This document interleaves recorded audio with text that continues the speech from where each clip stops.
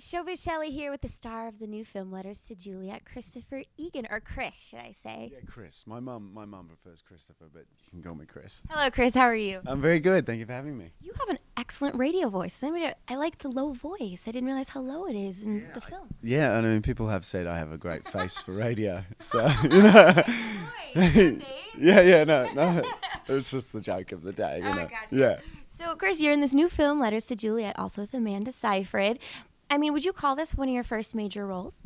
Yeah, I played a lot of supporting roles and some lead roles in TV shows, but yeah, this is my first real big taking on a lead with some great actors as well. Mm-hmm. So I was definitely a little nervous, but they just were so nice. Everyone was so nice, and Vanessa was very just welcoming and giving great advice and tips, and Amanda's just a blast. She's like crazy and funny and quirky and like me, so we got along straight away. Mm-hmm. Yeah. And you're Australian, correct? Yes. Hence the accent? Yes. G'day. G'day, mate. Chuck another shrimp on the barbie, you know. There you go, yeah. And so talk about what are some of the major differences. I mean, did you grow up in Australia, or what's kind of your background like? Because I'm sure a lot of people don't know a lot about you. Yeah, I grew up on the northern beaches of Sydney, a small town called Narrabeen, and I grew up there, pretty much my whole life, and then I moved to Los Angeles when I was about 18. Oh, wow. Yeah, so I've been in LA for about 7 years. Yeah. And what are some of the biggest differences between Australia and America? Well, there's a lot of differences between LA and everywhere in the world, yeah. I think. But America, I think it will. Number one, the population is quadruple the size of even though Australia is the same size as the US. But culturally, yeah, it's just I think Australia is just a little bit more laid back, I'd say, and Australia, America. Is very go-getter driven, and there's a lot of possibilities here, I think, and I found that in my business that coming to America, I'd find more opportunities and to get out there. Can I tell you, my one experience with Australia is a kid in my third grade class brought, what is that stuff? Vegemite. Yeah, Vegemite. It tasted disgusting. I'm sorry. I hope that the spread though.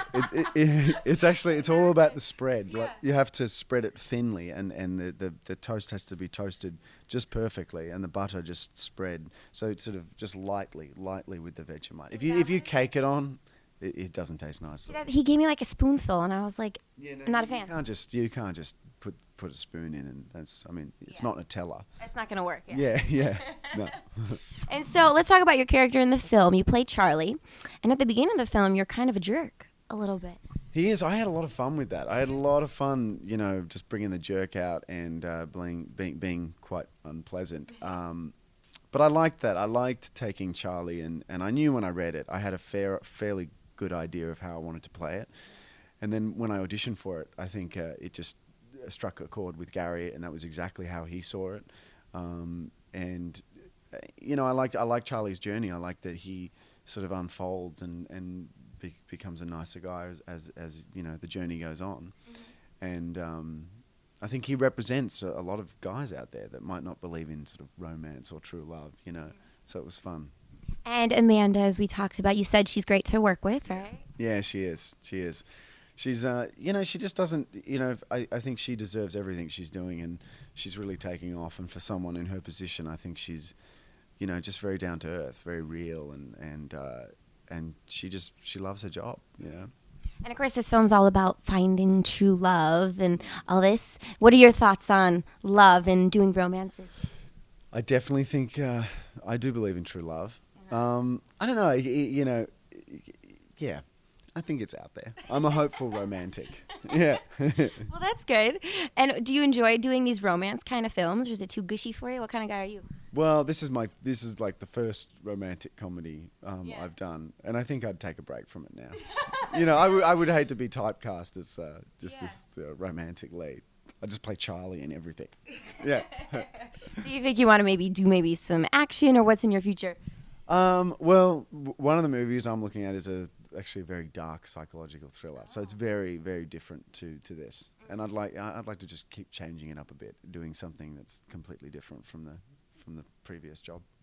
Yeah. And so you said you've been in America for about 7 years, something like that. So are you familiar with a lot of the things in America, like a lot of our pop culture things? If I ask you a couple. Yeah, I might be. I'm actually more familiar now as I've been traveling. Yeah. You know, I mean, I've never been to Chicago, and I stopped through Phoenix and Dallas, and you know, I wouldn't have even known where those places were if you told me to point them out.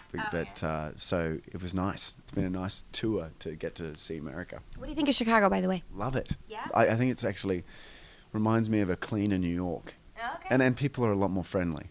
Yeah, we do. We're a nice bunch, right? Yeah, everyone is so nice here. It's it's great. New York's like this bustle, and people can be frustrated and have a lot of attitude. But I feel like people are a bit more laid back here. And something that's very popular not only in Chicago but kind of across the country, Jersey Shore. Have you heard of this? The show? What? I watched like one episode, and I think he hit her or something, and then I was like, forget it. I'm not can't watch any more of this. But the funny thing is that people watch these shows. They really and find them entertaining. So I just don't understand it. It's like it's as bad as My Sweet 16. It's like I just can't stand those shows. It just makes me want to punch someone. You know? I'm like, there's really people out there like that. Yeah. What about Snooki and the Poof? It's not doing it for you. What's Oh, she's on the Jersey Shore. Oh, okay, yeah, I don't know. I'm not that much of a fan. Fair enough. And what about like The Hills? Do you watch The Hills? What about Yeah, Heidi and, I mean, that all feels so staged, you know. I know that they're written, half of it is written and staged. I don't know. I mean, they're really, I try to avoid those people in LA. So to watch it on TV is just frustrating. Yeah, you seem very down to earth, and I'm sure that you probably don't find that a lot in LA. Yeah, there are down to earth people in LA, and there's also a big Australian crew there too. So and you meet a lot of people from all over the world in LA. That's what's really great about LA is it brings people from everywhere. So you find the good ones.